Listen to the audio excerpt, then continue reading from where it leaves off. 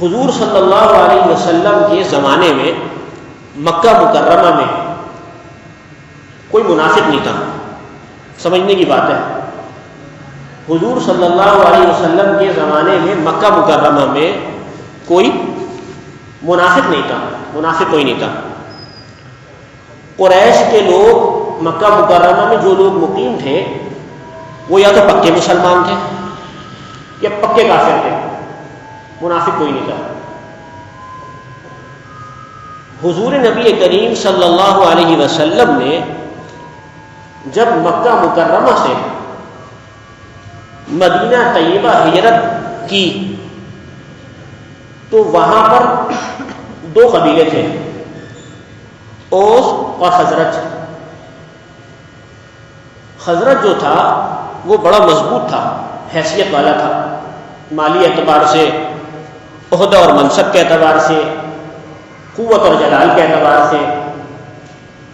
اب جب رسول نبی کریم صلی اللہ علیہ وسلم مکہ مکرمہ سے ہجرت کر کے مدینہ طیبہ تشریف لائے تو وہاں پر جو رئیس المنافقین تھا عبداللہ ابن ابی رئیس المنافقین، قریب تھا کہ اس کو تاج پوشی کی جاتی اس کی، اور اوس والوں کا وہ سردار بھی تھا، خزرج والوں کا نہیں، اوس والوں کا سردار تھا. لیکن جیسے ہی حضور نبی کریم صلی اللہ علیہ وسلم مدینہ طیبہ تشریف لائے تو فوراً اس کی قوت کے اندر کمزوری آ گئی. اس کی قوت میں کیا آ گئی بھائی؟ کمزوری آ گئی. اپنے آپ کو وہ کمزور محسوس کرنے لگا. کیوں؟ چودراہٹ اس کی چلتی تھی، چودراہٹ اس کی چلتی تھی، اور ایک قبیلہ اس کو اپنا سردار بھی مانتا تھا. لیکن رسول اللہ کی تشریف آوری مدینہ طیبہ میں اس کی ساری چودراہٹ کا ملیہ میٹ کر دیا. اب وہ شروع میں تو اس نے مسلمان ہونے کا دعویٰ نہیں کرا، لیکن بعد میں اس نے صرف اسلام کا دعویٰ کرا.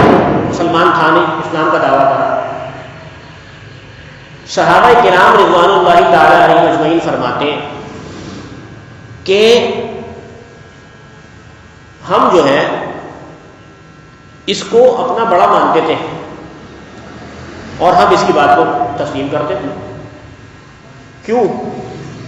بات کرنے میں بڑا فصیح اور بلیغ، چہرے مہرے کے اعتبار سے انتہائی حسین و جمیل، خوبصورت، گورا چٹا، لمبا پڑنگا. قرآن کریم میں اللہ تعالیٰ نے ذکر کرا ہے، ہم نے پڑھ لیا.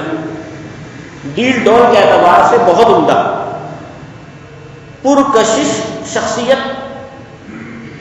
دیکھنے والا پہلی نگاہ میں متاثر ہو جائے، ایسا تھا وہ عبداللہ بن ابی رئیس المنافقین. اب جب حضور نبی کریم صلی اللہ علیہ وسلم مدینہ منورہ تشریف لے کر آئے اور یہاں پر اتفاق ہو گیا اوس اور خزرج میں، اور اللہ کے رسول کو اپنے بڑا ماننے لگی، تو اس کو تکلیف ہونے لگی، اللہ کے رسول سے چبھن ہونے لگی کہ ابھی یہ سب میری طرف آئیں گے، اب ان کی طرف جائیں گے، میری تو چودراہٹ ختم ہو جائے گی.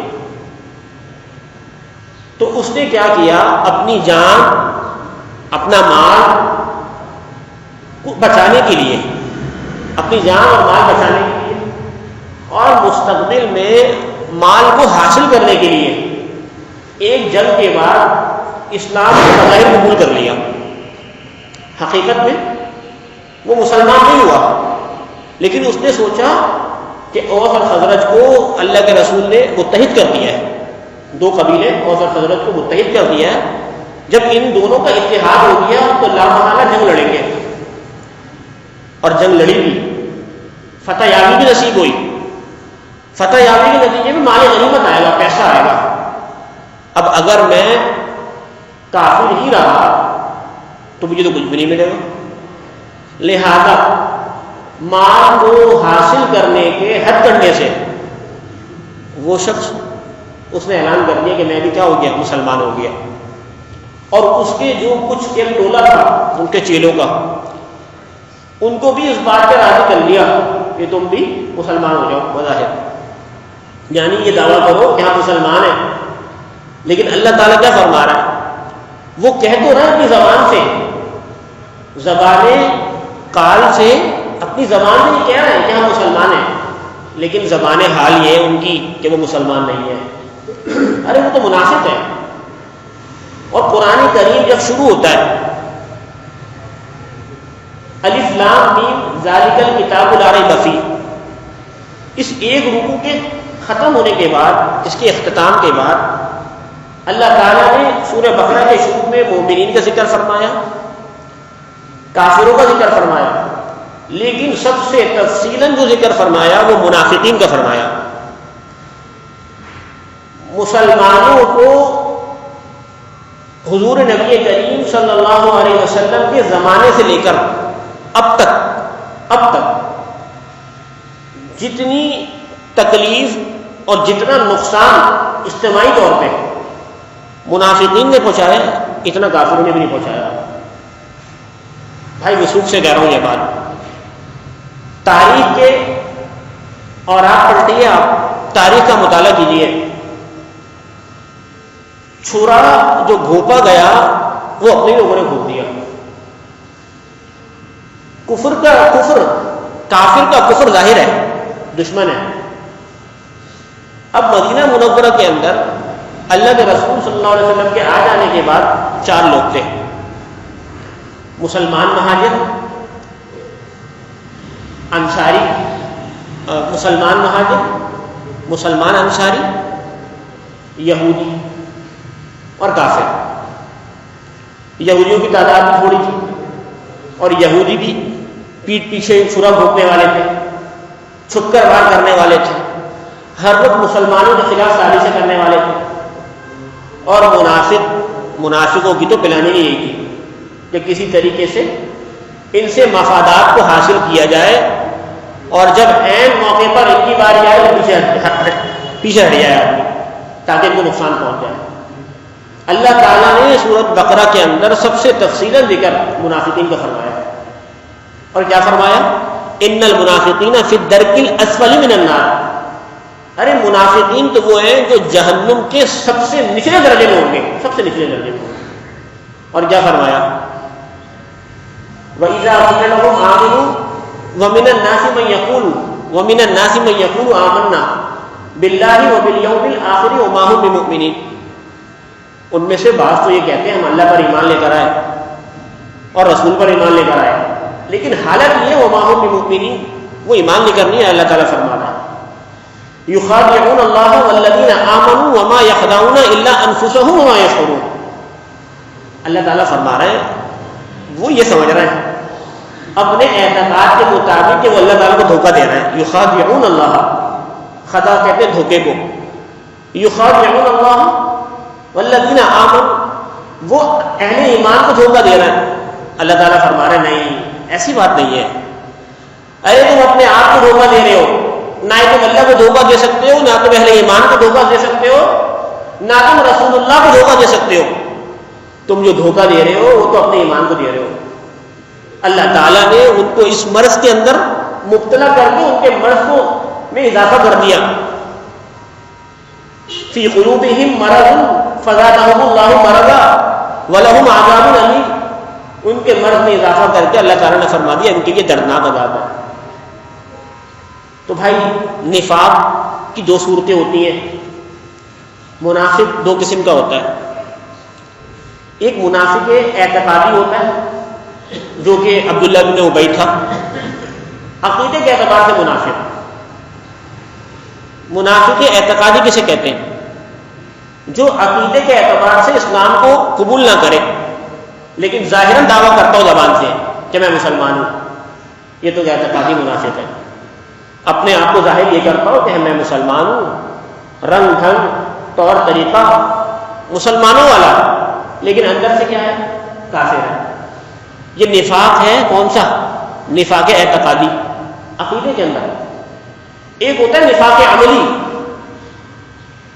عقیدے کے اعتبار سے اللہ کو مانتا ہے، رسول اللہ کو مانتا ہے، خاتم النبیین ہونے کو مانتا ہے، تمام عقیدوں کا حامل ہے، تمام عقیدوں کو تسلیم کرتا ہے، ایمان مجمل مفصل کو، لیکن اس کا اعتقاد وہ منافق ہے عمل کے اعتبار سے، عمل اس کا، طور طریقہ اس کا، چہرہ مورا اس کا، لباس پوشاک اس کا، اوڑھنا بچھونا اس کا، چلنا پھرنا اس کا، نشست و برخاست اس کی، وہ کون سی ہوتی ہے؟ منافقوں والی. یہ ہوتا ہے عملی منافق. اللہ تعالیٰ نے اس صورت کے اندر منافقین کا تذکرہ فرمایا. اس کے علاوہ سورۃ التوبہ کے اندر منافقین کے متعلق یہ پوری صورت نازل فرمائی ہے، اور سورہ بقرہ میں اور جگہ جگہوں پہ منافقین کے متعلق فرمایا. تو منافق اللہ تعالیٰ کی نگاہ میں انتہائی ذلیل اور خوار ہے، چاہے وہ نفاق اعتقادی والا ہو، چاہے وہ نفاق عملی والا ہو. بھائی اسی وجہ سے حدیث شریف میں آتا ہے، رسول اللہ صلی اللہ علیہ وسلم نے فرمایا آیت المنافق کی ثلاث، منافق کی 3 نشانیاں ہیں. اذا حدث کذب، بات کرتا ہے جھوٹ بولتا ہے، جب بات کرے جھوٹ بولے، اور جھوٹ بھی اتنے ٹیکنیکل انداز میں کہے کہ سامنے والوں کو ایسا لگے جیسے سچ کہہ رہا ہے. یہ بھی ایک فن ہے بھائی. ارے میں نے اس کو ایسے انداز میں اس کو بولا. لوگ بولتے بھائی جھوٹ بولنا سیکھ لو، جھوٹ بولنا سیکھ لو. یعنی جھوٹ بولنا بھی سیکھنا ہے. یہ بھی ایک فن ہے کہ آپ جھوٹ بول کے ایسے عادی ہو جائیں کہ آپ سامنے والے کے دل میں، دماغ میں اپنی بات کو اتار دیں. ایسا جھوٹ بولیں، سیکھنے کی چیز ہے یہ، لوگ کہتے ہیں. تو آیت المنافق کی ثلاث، منافق کی 3 نشانیاں. اذا حدث کذب، جب بات کرے جھوٹ بولے، منافق ہے یہ آدمی. واذا وعد اخلف، جب وعدہ کرے اس کی خلاف ورزی کرے، جب وعدہ کرے اس کی خلاف ورزی کرے. واذا اؤتمن خان، اور جب اس کے پاس امانت رکھائی جائے تو اس کے اندر کیا کرے گا؟ خیانت کرے. اس کے اندر کیا کرے؟ خیانت کرے. لوگوں کا مال ہتھیا لے، اور کوئی چیز حفاظت کے لیے دی اور بے توجہی اختیار کی اس نے، اور وہ مال ضائع ہو گیا. اور جب اس نے مطالبہ کرا تو اس نے کہا بھائی میں نے تو بڑی حفاظت سے رکھا تھا، پتہ نہیں کہاں چلا گیا. اب اس کو مسئلہ ہی بتا دیا ساتھ میں کہ جو چیز امانت رکھی جاتی ہے وہ میں دینے کا حقدار بھی نہیں. حدیث شریف میں آتا ہے اللہ کے رسول صلی اللہ علیہ وسلم نے فرمایا ان اللہ لا ينظر الى صورکم واعمالکم. ارے تم نفاق اعتقادی کو اپنا لو یا نفاق عملی کو اپنا لو، اللہ تعالیٰ بہت بہتر طریقے سے جانتا ہے دلوں کو.